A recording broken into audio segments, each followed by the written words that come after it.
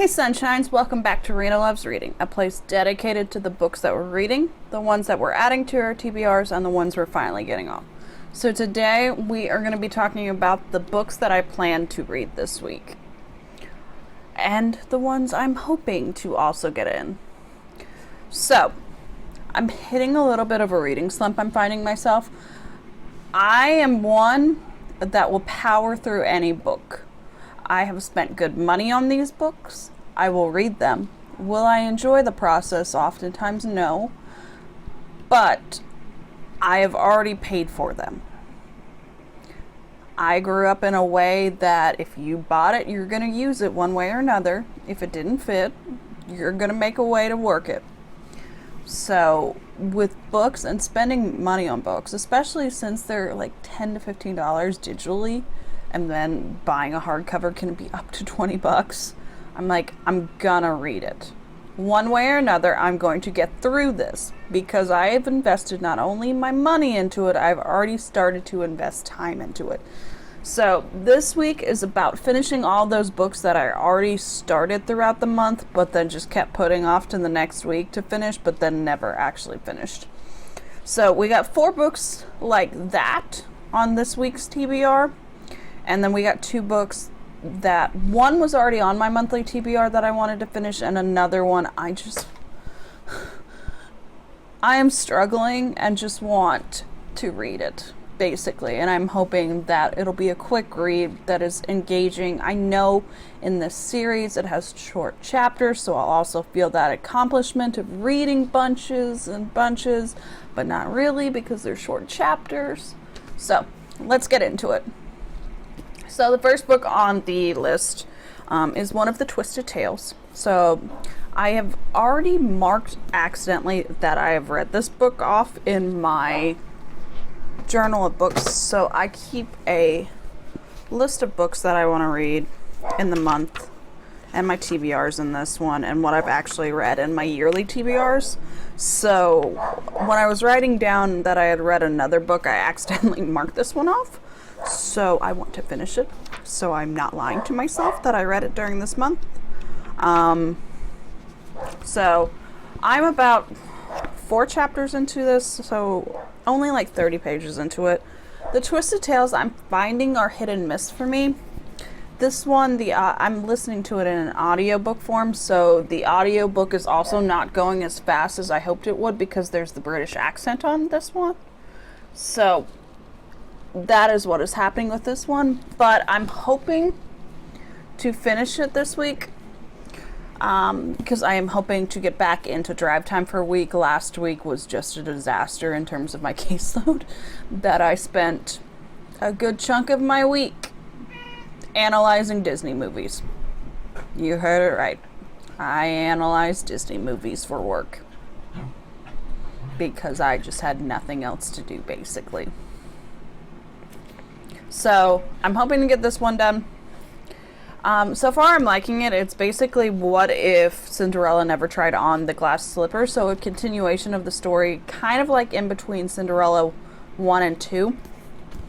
So we will see. The next book is also another Twisted Tale, but I'm a little further along in this one. So I'm about 57 pages into this one. This one is moving quicker because the audiobook doesn't have the accent in it, and it's basically what if 5 years passes, Ariel never got her voice back, Ursula married Eric, how does that world look? And it's interesting. I'm liking this one, so Part of Your World, more than I am liking So This Is Your Love, because I think in general what I am finding with these books is if I liked the Disney movie, I'm more invested into the books than if it was an okay Disney movie with me. I'm fine reading it, I'm fine understanding it, but it wasn't my favorite. Those are the ones I'm enjoying less, and the ones from the stories that I love, I am enjoying more. The next book, so if you haven't told by this channel before, I'm a huge BTS fan. I have a series on my channel about basically BTS made me read it, or biographies about BTS. So I'm about 35 pages into my next biography. So Blood, Sweat, and Tears. This one ends around the 2018 mark. I'm enjoying, I wish there were more pictures throughout it.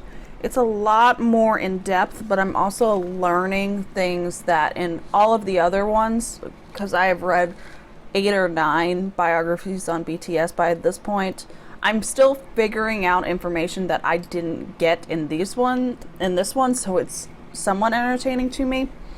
The pictures are great as well because they're not the common ones you see all the time. Like, it's got some of the famous ones that you, if you think of BTS, you think of this photo, but it's got a lot of different ones that I have not seen in any of the other ones. So I'm enjoying that as well. The final book that I have started, that I have not finished, is my final book of the month book this month, and that's The Cartographers. So this is the pick for March 2022. March 2022. Ugh. And basically, I am 120 something pages into it, 122. I am liking it so far. It's very slow burn. Like, you are finding things out as they happen, not only in the past timeline, like with the main character's dad who has died, but you're also finding it out through her perspective as she figures out what the heck is going on in this world. So that's interesting. You've got some lost love aspects in it, as the person who was dating the main character that also got fired by her father as a cartographer in the New York library. So basically, the main character is the daughter of one of the big heads of the New York Public Library, I think it is, and the cartography department. Something happens, dad fires daughter, boyfriend who also works for that library in the same department defends girlfriend, gets fired as well. Then we have a times jump where they have not talked in years and they're coming together to figure out the mystery that potentially has resulted in her father's death. So, interesting. I'm liking it. I've been slumpy. I have been slumpy, so I have not been moving at the pace I usually do. So, it has been a little bit hard. I'm hoping the next book will put me back into, or the next 2 books will put me back into the less slumpy area. So, I've got Kafka on the Sea by Haruki Murakami. I read Sputnik Sweethearts last week. I listened to the audiobook. It was quick, it was thought-provoking, and also just a fun time to read. So I'm hoping a second book in his repertoire will also continue to push me not only to look at how writing is different when it's translated to English, but also exploring different themes that are common in different cultures' writings that are not present in like the American culture. So I'm looking forward to this one. It has been on my TBR for like the last month, and it is on this TBR, so I'm hoping to get this done to mark another book off my list. The final book is nowhere on my TBR. I just want something fun to read, like quintessential YA fun, basically. And I want that in court. So this is basically Vampire Academy meets Twilight. So I'm enjoying it. I've read the first 3 books in the series, so this is the 4th book in the series. I'm invested in the story, but this is also the book that had the short chapters that I can quickly feel myself progressing through a book, where a lot of the books I've read this month have longer chapters where I feel like I'm accomplishing less, but I'm still on pace with what I'm usually reading in terms of a month. So, with that, let me know some books that you will read to get yourself out of a slump, because I feel it coming, which is kind of common during this time period of the year. It's usually earlier in the year for me, where like that December, January timeframe where I'm like, I just don't want to read, but I push through it, and those months so far were actually some of my most productive in the last couple of years.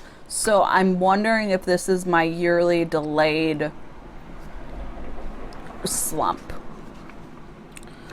But on that note, like I said, let me know any books that have brought you out of a slump that you think I would enjoy.